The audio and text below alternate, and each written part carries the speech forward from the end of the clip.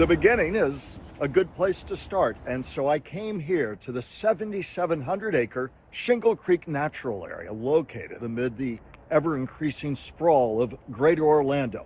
Behind me, you see part of Shingle Creek, part of the headwaters of the Everglades ecosystem that connects so many millions of us across Florida.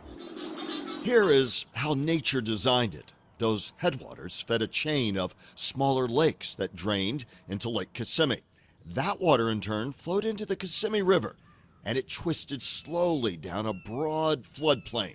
Then the water flowed to Lake Okeechobee, the gateway to the Everglades.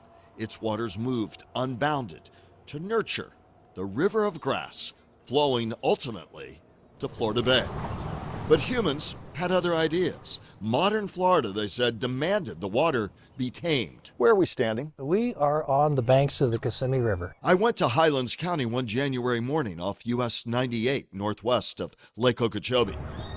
There he goes. He's out there. Dr. Paul Gray with Audubon, Florida, has made the Everglades his life's work. Back in the 60s when we decided to drain Florida, we dug a canal from Kissimmee to Okeechobee that was 30 feet deep and 100 yards wide. Almost as soon as that 50-mile-long Kissimmee Canal was finished, the environmental move to undo its damage began. This whole floodplain, which is like 2 miles wide, suddenly all the water went down the canal.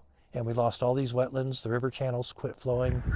We lost more than 90% of the wading birds. The canal still exists in places like here in Highlands County, but by the 1990s, work to restore the Kissimmee River began. Now, nearly half of that canal is filled in, allowing the river to find its meandering path again as nature meant it to. Even in the middle of dry season, you can see water on the floodplain where once it was starved for that water.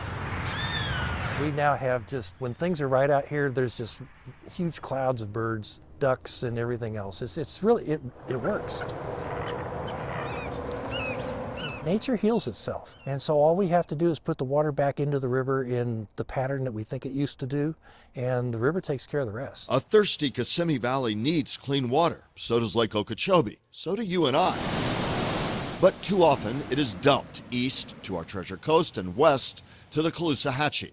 Once, this watershed would send that water south over 6 to 8 months, slowly over the broad floodplain. Now when we get a storm like Irma or Ian, the whole watershed drains in like 1 month. We slap 6 months of water into the lake in 1 month. It makes it get deep, we dump all the water, and then the other thing that happens is since all the water's already gone, as soon as a drought starts, there's no water flowing into the lake. It drops really fast, we get water shortages, we have to ration people.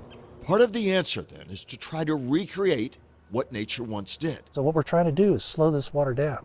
And in summer when it lands here, we're going to keep it up here as much as we can and then slowly move it to the lake.